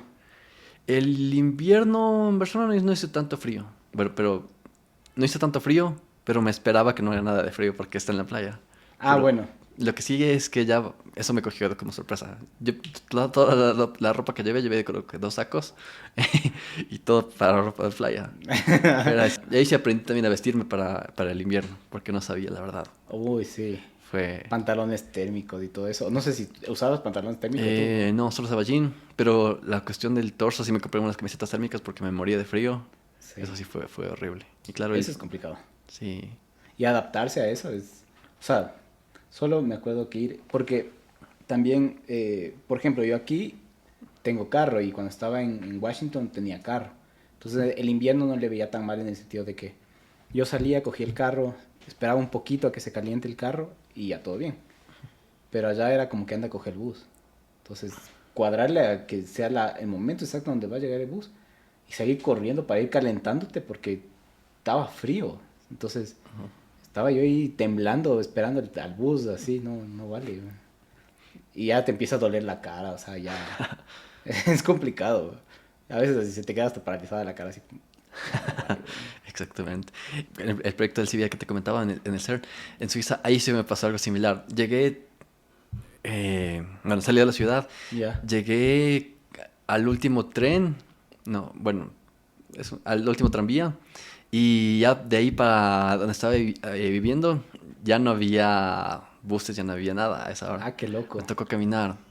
Fue tipo 10 de la noche, caminar 3,5 kilómetros, muerto de frío en invierno, con la chaqueta de invierno, con mi gorra, con guantes metidos dentro de los bolsillos. Eso sí fue horrible. Y aún así Ahí da sí frío. fue brutal. Eso Pero sí, seguro. ¿Qué? Eso sí Ah, fue seguro. sí, seguro, pero fue pucha, qué frío. Sí. O sea, ahí sí también dices como, tienes que empezar a pensar como que hijo de madre, ¿qué? Porque Piensa en cualquier cosa porque si no, si te empiezas, o sea, empiezas como que a temblar, así. Yo me acuerdo que era como, empezaba así a temblar y era como que no, a ver, aguanta, piensa en alguna cosa. Entonces ya nada, chuta, pensaba en qué, regresar a Ecuador e irme a la playa. Entonces ya ahí un poco como que iba escuchando algo de ley. De las mejores cosas que yo me compré, también otro tip, es mis audífonos que te aíslan el sonido. Ajá. Entonces, además que sirven como orejeras, te distraen. Entonces, como en esos fríos malditos que también tocaba caminar un montón, era como que, y gracias. Qué hijo de madre. 3 kilómetros, no. Fue horrible. ¿Cuál fue la mejor compra que hiciste allá? La mejor compra fue a ver, es que depende. Costo-beneficio. Yo invertí yo tenía mi maleta y yo me compré, cuando conté que me robaron mi celular, que me metieron la mano y me sacaron el celular, me compré esas maletas que tienen un cierre como para que no te robe. Entonces cierres por aquí adentro. Es una porquería porque no hay mucha, o sea, no hay mucho espacio. Ah, ya. Entonces yo dije como que bueno, me voy a comprar una maleta de estas Quechua, me imagino que has visto. Sí, sí, sí. Ya, esas maletas que gasté muy poco y esa maleta me sirvió para todo, era maleta de guerra. Entonces para irme de viaje a todo lado, esa me sirvió. Aguantaba todo y si se dañaba como que todo bien, no es que gasté mucho. Entonces esa sería mi mejor compra, costo-beneficio. Y la otra, bueno, también costo-beneficio fue mi GoPro. Me compré una GoPro para todos los viajes que tenía, como que tomar chéveres fotos. Claro. Entonces, esas dos fueron mis compras. ¿Las tuyas? Creo que fue... Bueno, fui a comer en un restaurante ecuatoriano y ahí, bueno, había un restaurante ecuatoriano justo al frente de donde vivía, en Barcelona. Ya. Y la mejor compra fue... ¿Qué te compraste? Un pan. No había pan. Lo malo de este restaurante era que los que te atendían eran españoles. Ya. Y algo era que pedí, no me acuerdo qué era que pedí, les pregunté, pero ¿qué es eso? Me dijo, no me entendía, porque no sabía, era una frase súper típica que le dije, no me acuerdo qué era que pedí. Pero lo que me pedí al final fue un arroz con camarón. Esa Dame fue un la cebollado a mejor. lo bien, loco. Y el otro, ¿qué chuchas estás diciendo? Sí, te cacho. Por ejemplo, la frase cachar, eso no me entendían allá. Un compañero argentino, de hecho, me hizo caer en cuenta. ¿Qué significa cachar? ¿Sabes cuál es la que a mí me hicieron caer en cuenta? ¿Cuál? De ley. De ley. Ajá, y era como, de ley. Y los manes como, así, ajá.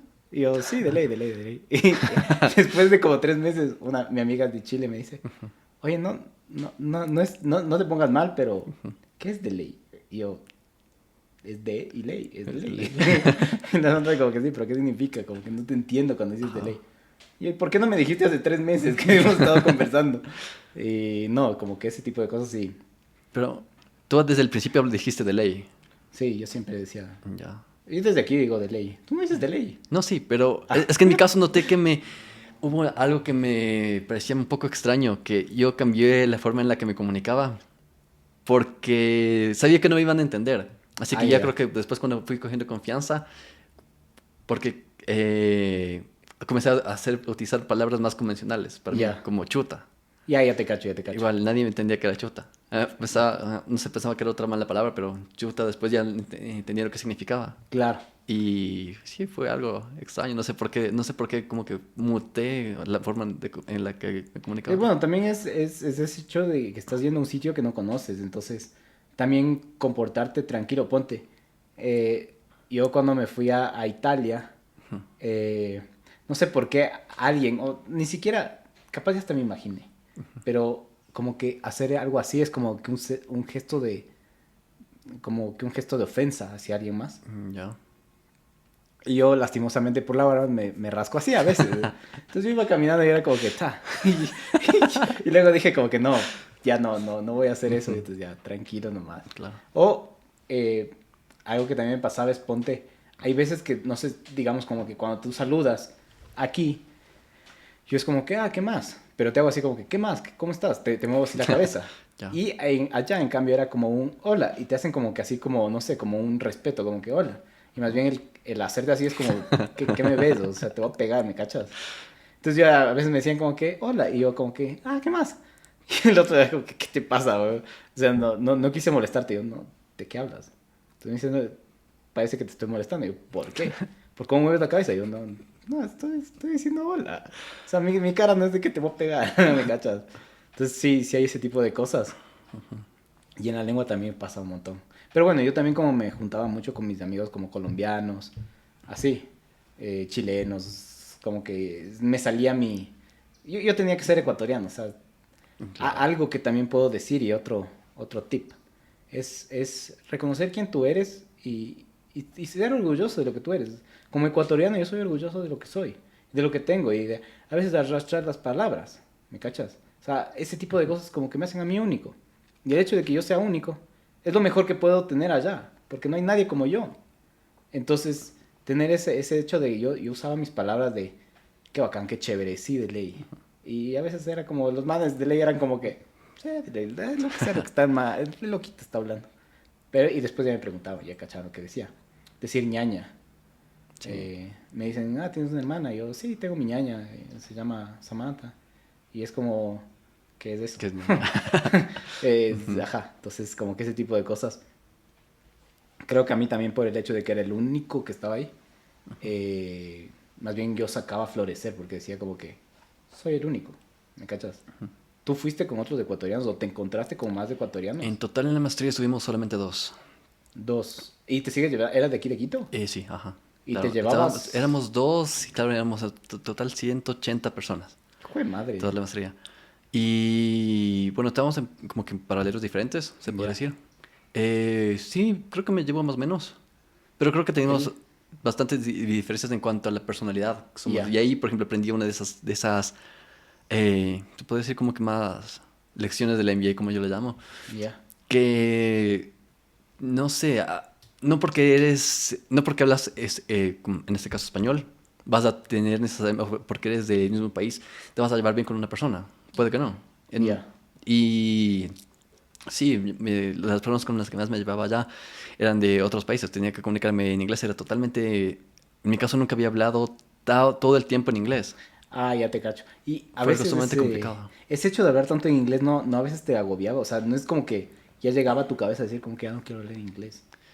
Me parecía chévere, pero no, no de hecho me gustaba. ¿Sí? Porque sí, cuando estaba acá en Ecuador, todas las cosas trataba de hacerlo en inglés, porque quería un poco mejorar eso en ese punto, en ese aspecto, en Ya. hablar inglés, entender mejor, escuchar y saber exactamente lo que estén diciendo. Me gustaba, pero llegaba un punto en el que ya... No, en mi caso creo que no me cansaba, porque llegaba a la tienda, compras en español, llegabas al Bueno, claro. supermercado, español. Pero sí, estabas igual. Sentía que también estaba en una burbuja, como tú decías. Pero en mi caso era porque estudiaba con las personas de la maestría. Y siento que en este caso Era una burbuja porque en este caso la universidad era bastante, por así decirlo, tenía un nivel socioeconómico alto Ya. y salías a, no sé, a la ciudad, porque igual la universidad estaba fuera de la ciudad, Ya. ibas a comprar las otras cosas y veías personas que no tenían las mismas posibilidades, las mismas oportunidades.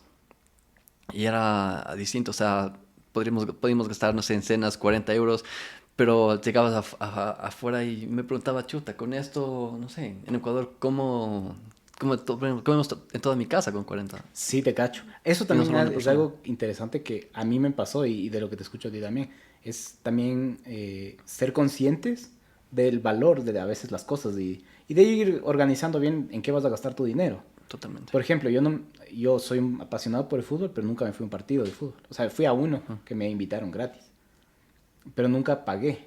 ¿Por qué? Porque si yo me quería ir a uno, por decir algo, cualquiera, ya, cualquier partido, me salía, digamos, más de 100 euros, más de 100 libras. Ya. Y yo decía, 100 libras, chuta, siquiera es mis compras en el supermercado de todo un mes. 100 libras es irme de viaje a algún lado. Entonces, ahí también hacía mi costo de oportunidad rapidito y decía, no Claro. vale la pena. O sea, irme a verle a unos manes que puedo ver en la tele, pero sí, sí te cacho. Después como que sí concientizas y a veces te duele un montón. Por ejemplo, una vez yo gasté en un restaurante y la comida no fue tan buena. Y luego dije como que por esto pagué. Qué hijo de madre. Pero sí, sí, sí te vuelves más consciente de ese tipo de cosas. Y incluso también algo que yo me ponía a pensar y decía, por ejemplo, ¿qué pasaría si yo ganara, si tuviera $200,000? Decir algo. ¿Me compraría un carro o alguna cosa así? Y cuando estaba allá, por el mismo hecho de pasar algunas necesidades, digamos, yo un rato no tenía plata en mi banco, entonces como que tocaba ver cómo se hacía la cosa. Eh, yo decía como que $200,000 por un carro no vale la pena, ¿me cachas? O sea, empiezas también a valorar este tipo de cosas y a pensar diferente. Como que si tuviera 200,000, tal vez me pongo mi empresa, mi negocio, genero más trabajo, genero más ingresos, pero no me compraría o gastaría en una cosa así. O sea, digo como que no es práctico. Claro, te entiendo. En cuestiones prácticas, ¿cuál es un consejo que dirías que deberían seguir las personas que van de otro país a estudiar en el Reino Unido? Práctico. Chuta. Sería el primero creo que sería como primero ser quien tú eres, o sea, creo que el más práctico es eso, ser único, porque vas a un país donde ser único vale la pena, o sea, donde tú eres único y tú eres la diferencia, ¿me cachas? Eso sería el uno, y el otro sería tal vez eso de comprar cosas para el invierno, o sea, no, el frío de Quito, el frío de Ecuador no se compara con un frío de invierno, ese es fuerte, y además costoso. O sea, la ropa de invierno es bien costosa. Entonces, ir preparado para eso. Creo que eso sería.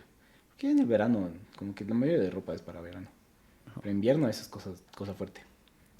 ¿Tú un consejo que les dijeras a los que van a Barcelona? A Barcelona.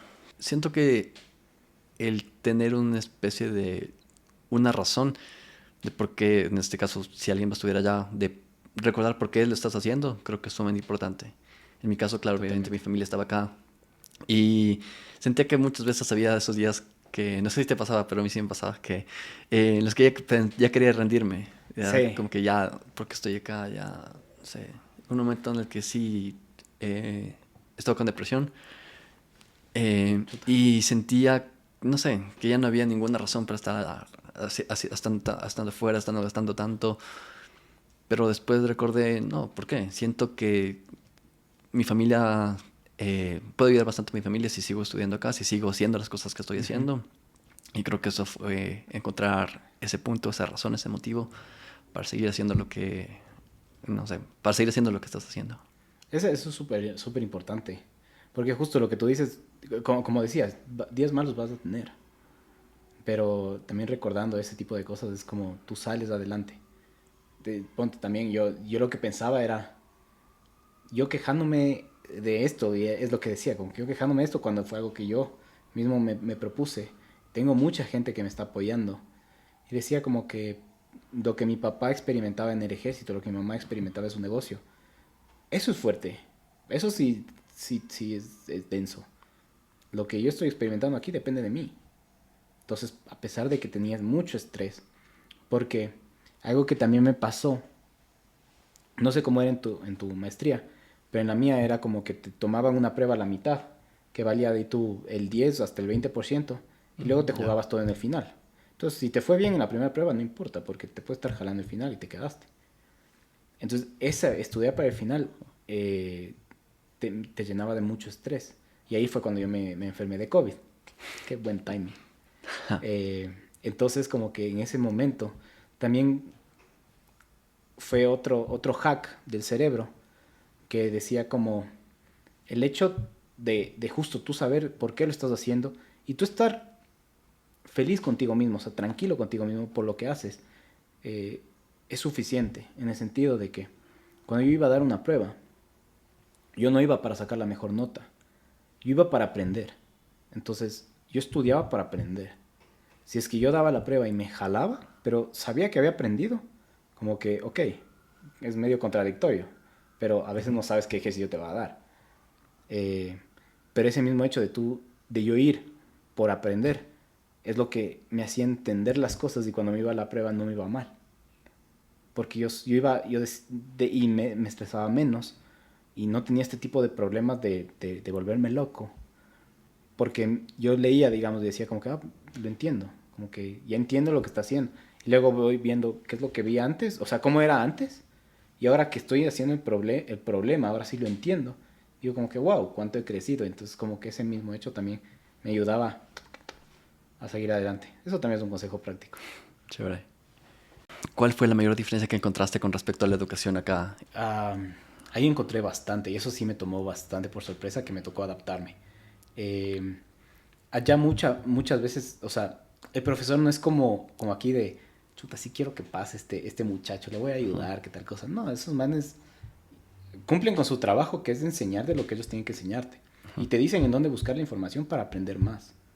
Entonces, ¿cómo era su forma de calificar? Era, si tú, ¿cómo se dice? Si tú hiciste lo que viste en clase, sacas un 50. Si tú estudiaste un poquito más, sacas un 60. Si tú ya muestras dominio un poco de lo que estás haciendo, 70. Y si ya eres un crack, para arriba. Entonces, ¿cómo era su metodología de enseñanza? Era, tenías una clase de una hora, donde te enseñaban como que puntos básicos, como el punto de partida. Luego tenías unas lecciones en línea, que era también como una hora hasta una hora y media. Luego tenías lecturas y un montón de material complementario que estaba a tu disposición leerlo o verlo. Era opcional. Era opcional. Ya. Y además ahí te mandaban como ejercicios, o sea, como unos deberes. Y luego la siguiente semana tenías seminario, o no, o en la misma semana tenías seminario, que era básicamente ir a dialogar sobre los problemas que te dieron. Entonces, y eran unos problemas muy complejos. Entonces eso se diferenciaba con lo que era acá, porque aquí yo siento que era, con memoria yo podía sacar una buena nota. Fácil.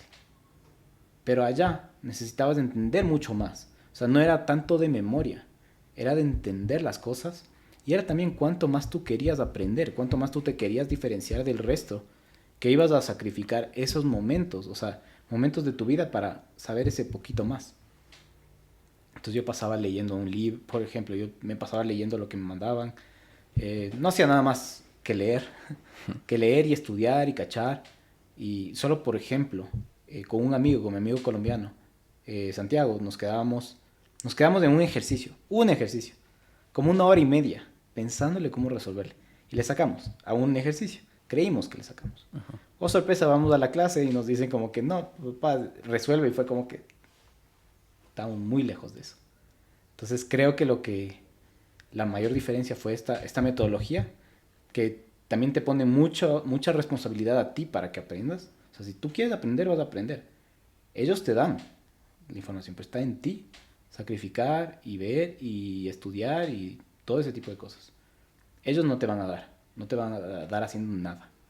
Tú tienes que buscar, tú tienes que hacer las cosas. Entonces eso me sorprendió. Y también el hecho de que esos ejercicios, ese tipo de cosas, te hacen pensar mucho más allá, te hacen pensar diferente. No es como, no es exactamente lo que viste en clase. Tienen principios de lo que viste en clases, pero te toca a ti verle la manera de jugártela. Y otra cosa es que también algunos ejercicios no tenían una sola respuesta. Y por eso tú tenías que ir explicando por qué vas haciendo cada cosa. Y tal vez el profesor decía como que se nota que sabe. No llegó a la respuesta que yo estimé. Pero llega esta otra en base a una metodología que él dice que hizo. Entonces, por ejemplo, mis exámenes de Corporate Financial Management eran ejercicios matemáticos más explicaciones. Para yo decir mi lógica detrás de lo que estoy haciendo. Y sacaba buenas notas. Porque el profesor decía como que, ok, o sea, tal vez, por ejemplo, tal vez yo me jalé en algo. Tal vez no cometí un error en algo. Pero estoy demostrando que sé hacia dónde va. Y estoy demostrando que sé cómo utilizar esta otra metodología para sacar otra cosa. Y estoy demostrando sacar esta y otra cosa con estos otros parámetros. Entonces eso también era valorado allá, siento yo. No tanto acá como acá. En donde todos tienen una respuesta. Allá era capaz de sacas cualquier otra respuesta y te ponen una buena nota porque tuviste una lógica, un proceso de pensamiento y de desarrollo detrás. Eso fue lo que a mí me pareció diferente. ¿Cuál fue la materia que más te retó? ¿Qué más me retó? Chuta, hay algunas. O sea, sinceramente, por ejemplo, a mí me retó Corporate Financial Management, me retó bastante, porque eran muchos conceptos de finanzas que era algo que yo conocía en el trabajo, pero no en lo académico.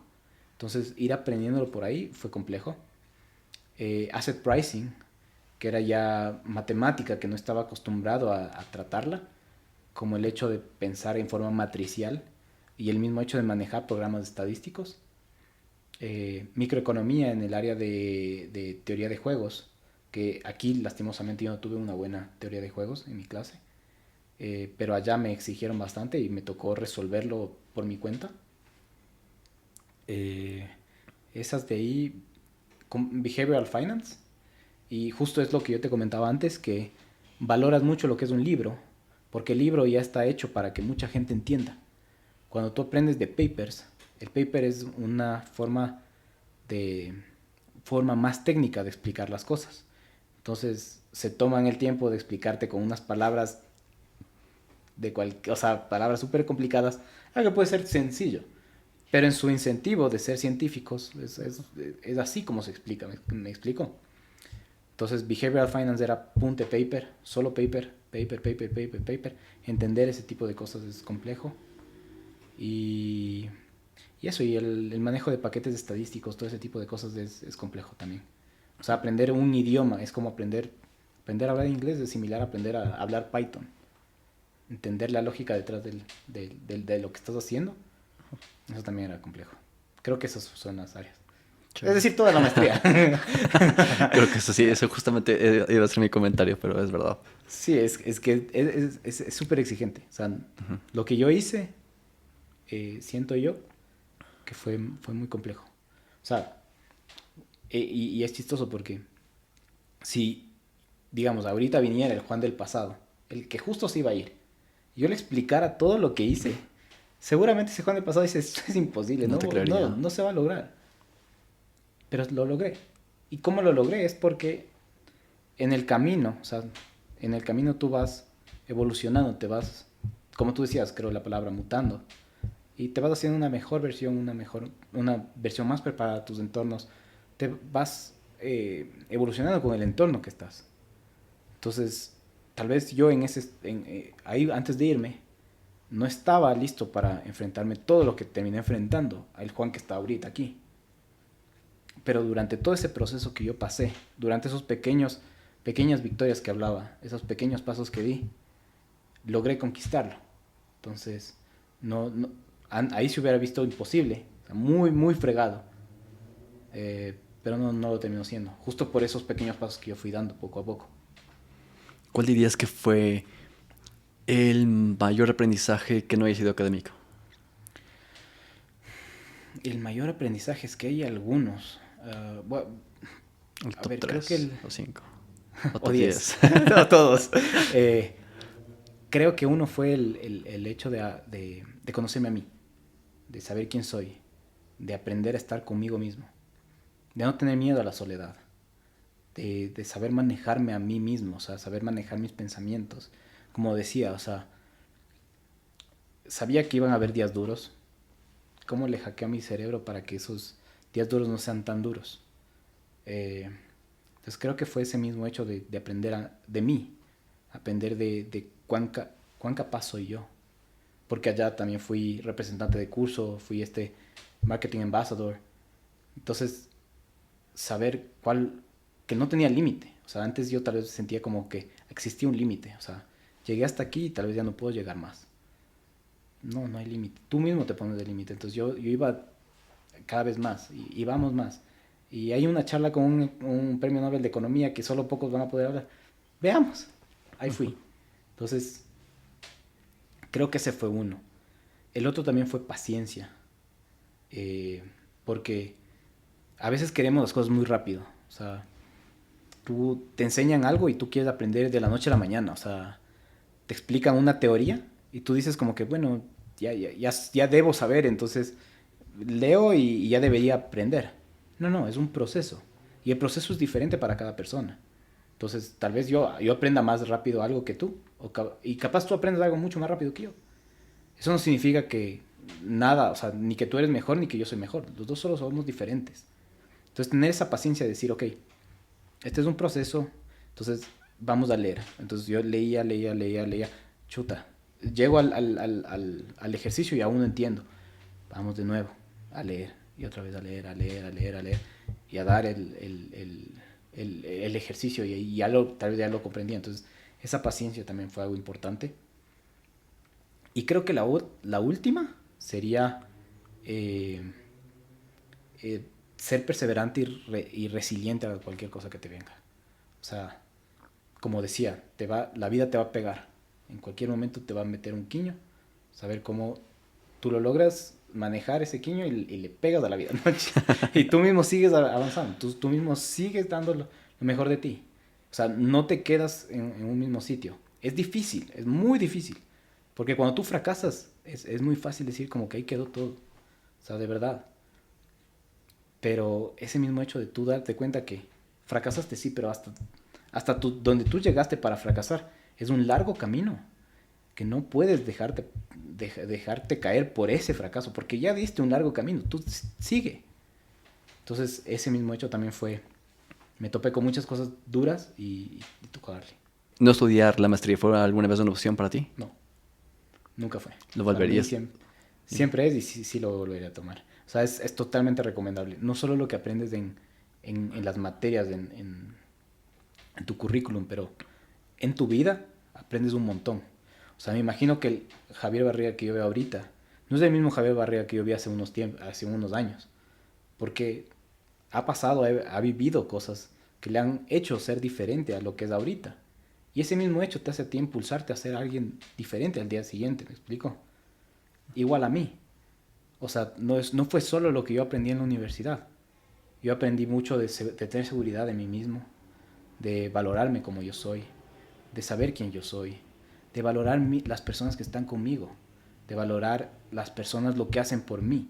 O sea, cuando yo me gradué, me acuerdo que dijeron que hubo una parte muy importante que decían como no se sientan así el rey del mundo porque muchas de las cosas que ustedes hicieron no lo hubieran logrado si no era por las otras personas que estuvieron con ustedes.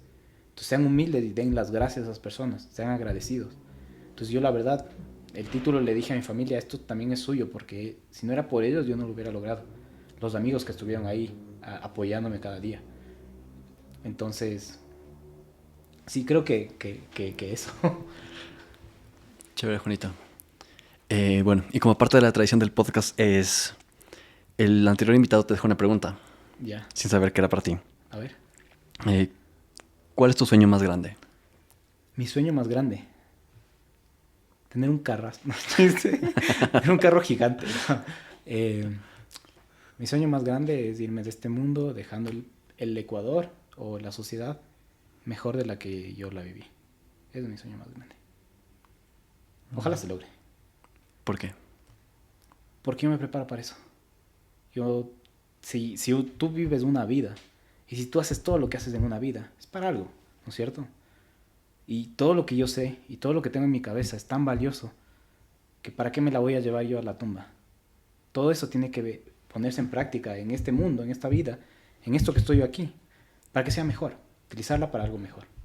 Entonces ojalá, ese es mi sueño, gigante, que, que cuando yo me vaya de este mundo, ya el país sea un poco mejor, la sociedad sea un poco mejor, el mundo sea un poco mejor. Gracias a un poco a lo que yo hice. Mejor dicho, gracias a lo que yo hice, una contribución mía también. Chévere. Y parte de la tradición también es que nos dejes una pregunta para el siguiente invitado. Una pregunta para el Sí, siguiente. no tienes que decirla, solo tienes que escribirla. Ah, ya. En este caso. Le pongo, ¿quién fue el anterior invitado? Y se cae.